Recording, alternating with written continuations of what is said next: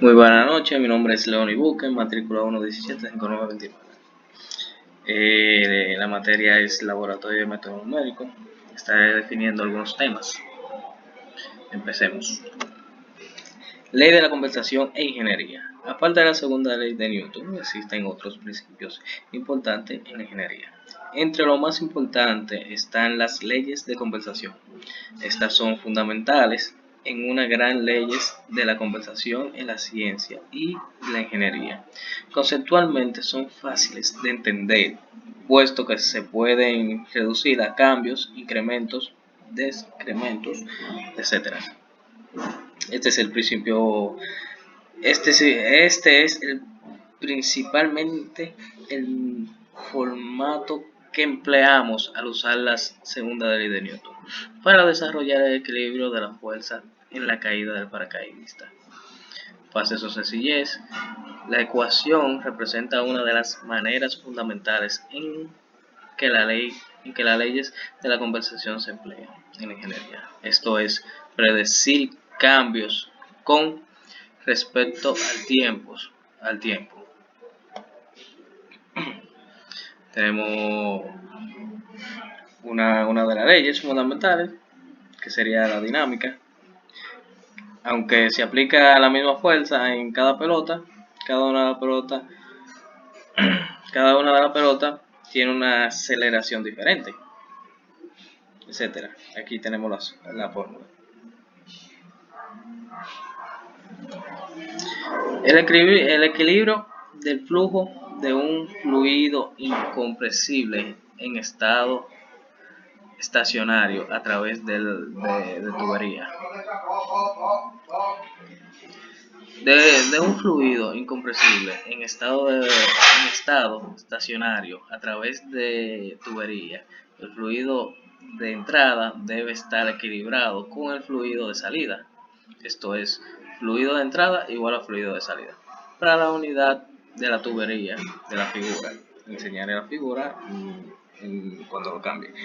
Esta ecuación se utiliza para calcular el fluido de salida de la cuarta tubería, que debe ser de 60. Para la caída del paracaidista, las condiciones del estado estacionario debería corresponder al caso en que la fuerza total fuera igual a 0. Aquí tenemos un ejemplo sobre la tubería. En la tubería 1 el fluido de entrada es igual a 100. En la tubería 2 el fluido de entrada es igual a 60.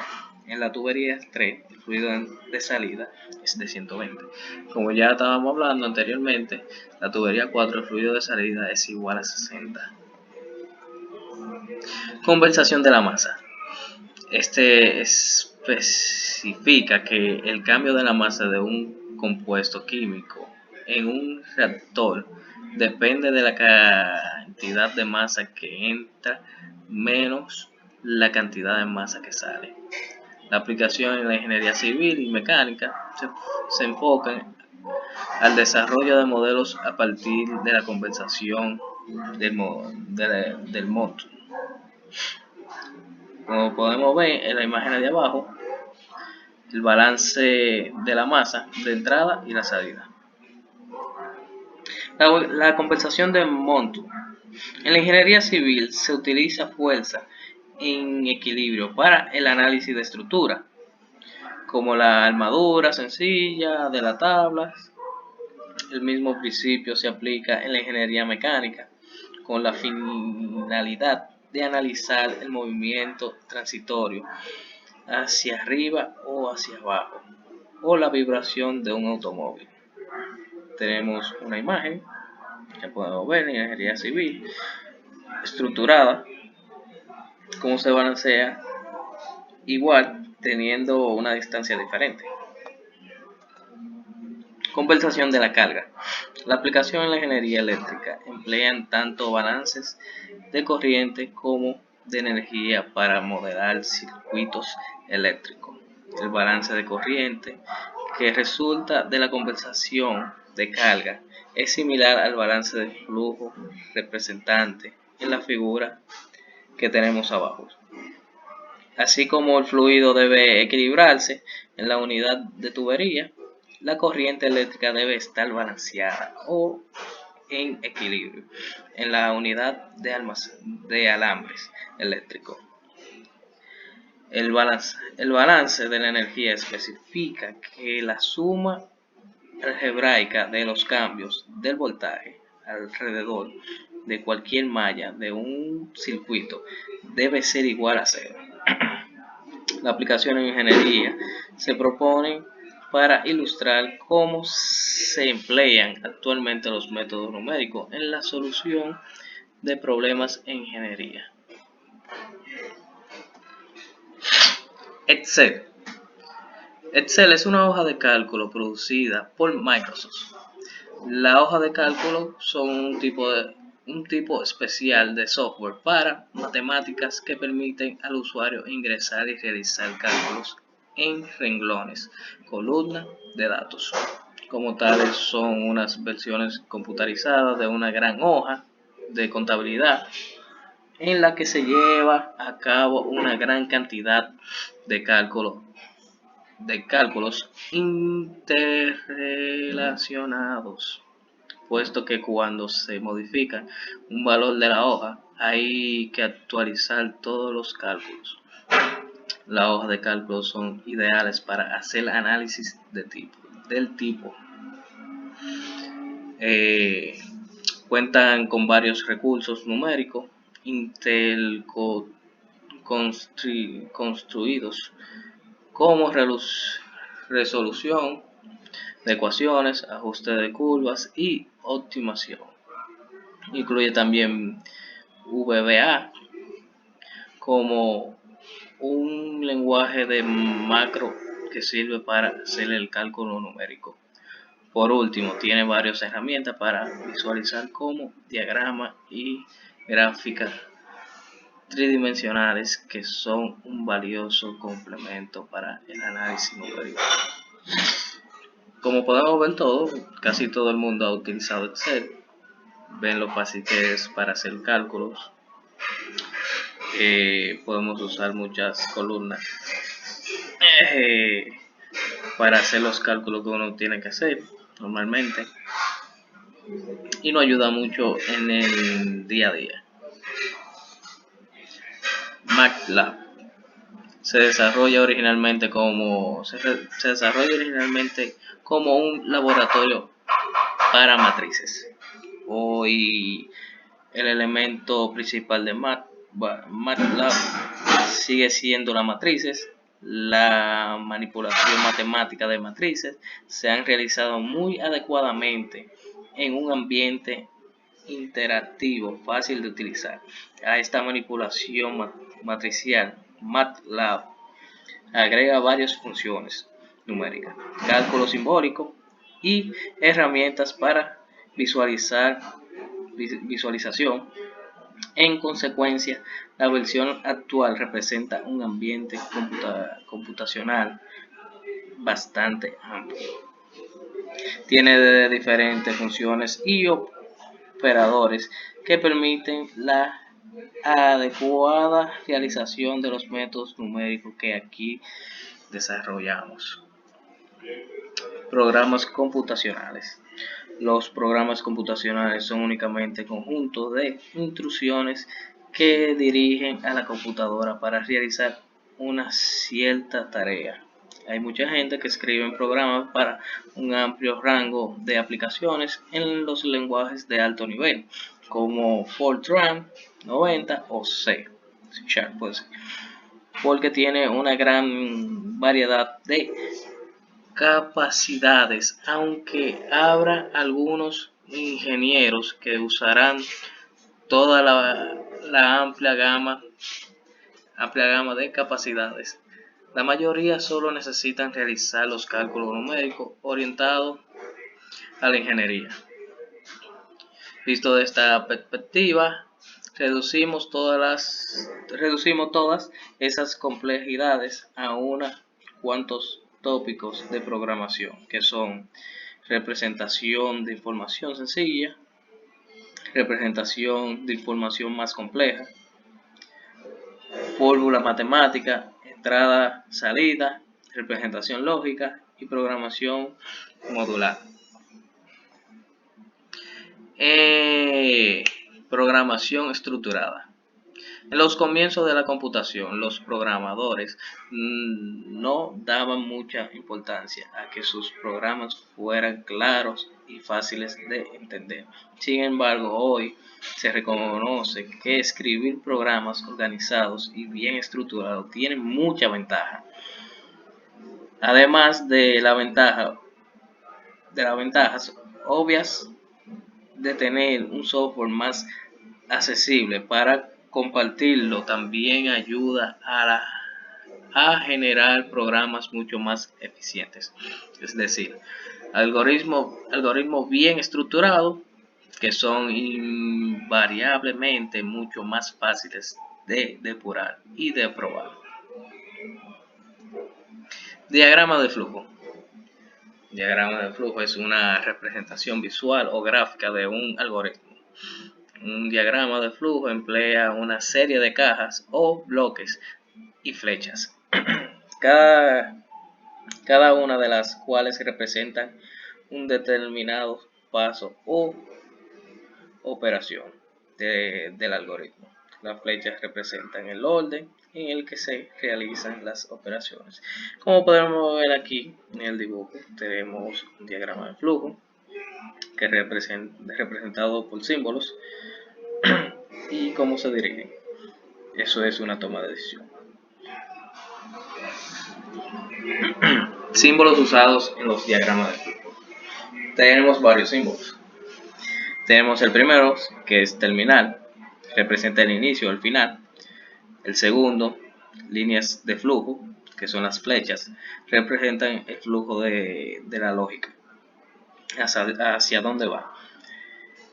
Proceso, representa el cálculo o la manipulación de datos. Entrada y salida, representa la entrada y salida de datos o información. Decisión, representa una comparación, una pregunta o una decisión que determina los caminos alternativos a seguir. Unión, representa la confluencia de la línea de flujo. Conexión del fin de página, representa una interrupción que continúa en otra página. Ciclo de cuenta controlada, se usa para ciclos que repiten un número predeterminado y interaccionales. Como podemos ver, podemos utilizar el primero para hacer la entrada y la salida. Cuando hacemos un diagrama de flujo, como podemos ver, por ejemplo, cuando uno se levanta en la mañana, lo primero que uno hace es se levanta de la cama, va para el baño, se cepilla, se lava la cara, así etcétera. Cuando uno viene terminando saliendo de la casa. Eso se puede utilizar como un diagrama de flujo, lo que uno hace en la mañana o cuando uno va al supermercado, etcétera. Algoritmo. Se puede entender un algoritmo como una secuencia de pasos finitos, bien definidos, que resuelven un problema. Por ejemplo, la ejecución de tareas cotidianas, tan simple como cepillarse los dientes, lavarse, un ejemplo así, lavarse las manos o seguir el manual de instrucciones de armado de un mueble. Se puede ver como un algoritmo. Pseudocódigos y sus ventajas de uso. El pseudocódigo es una forma de escribir los pasos que van a realizar un programa de la forma más cercana al lenguaje de programación que vamos a utilizar posteriormente. Sus ventajas. Una de las ventajas del pseudocódigo es que con el resultado más fácil desarrollar un programa que con el diagrama de flujo. El pseudocódigo es también más fácil de modificar y de compartir con los demás. No obstante, los diagramas de flujo, debido a su forma gráfica, resulta a veces más adecuado para visualizar algoritmos complejos. Nosotros emplearemos diagrama de flujo con fines didácticos y el pseudocódigo será el principio medio que usaremos para comunicar algoritmos relacionados con métodos numéricos. Representación lógica. En la representación lógica tenemos secuencia. La estructura secuencial expresa la trivial idea de que a menos que se indique otra cosa, el código debe realizarse intrusión por intrusión, como tenemos en la figura. Intrusión 1, intrusión 2, intrusión 3, intrusión 4, etc. La estructura se puede expresar de manera general como diagramas de flujo o como un pseudocódigo. También tenemos selección. En contraste con el paso por paso de la estructura secuencial, la selección nos ofrece un medio de dividir el flujo del programa en ramas, considerando el resultado de una condición lógica. La figura, tenemos la figura aquí, podemos ver.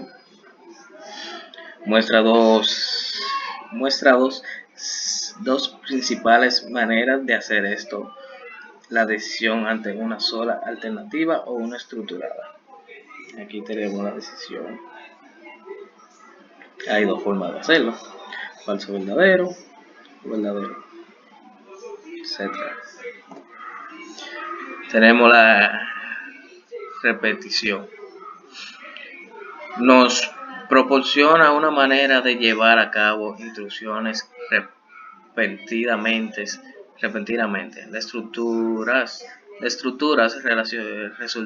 resultamente llamada loop o ciclo se presentan en dos formas distintas que se diferencian por la manera en que terminan. El primer tipo y el fundamental es el llamado loop de decisión, debido a que terminan basándose en el resultado de una condición lógica. También tenemos loop de interrupción, que sería break loop. Esta estructura realiza repeticiones hasta que una condición lógica resulte verdadera. También tenemos como representación lógica loop de prueba intermedia, MyTest. Al caso general en que se incluye los dos bloques, se llama loop de prueba intermedia. Algoritmo para las raíces de la ecuación cuadrática. Tenemos varios ejemplos. Tenemos un ejemplo aquí. Planteamiento del problema. Las raíces de una ecuación cuadrática se determinan mediante la fórmula cuadrática.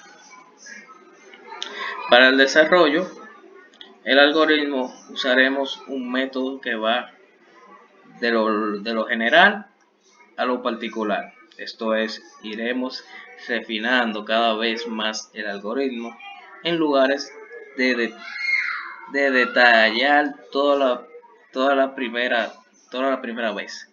Para esto, supongamos por lo pronto que ya probamos que están bien los valores de los coeficientes de la fórmula cuadrática. Claro que esto no es cierto, pero por lo pronto así lo consideraremos. Un algoritmo estructurado para realizar la tarea es, como tenemos el ejemplo aquí, como lo ven,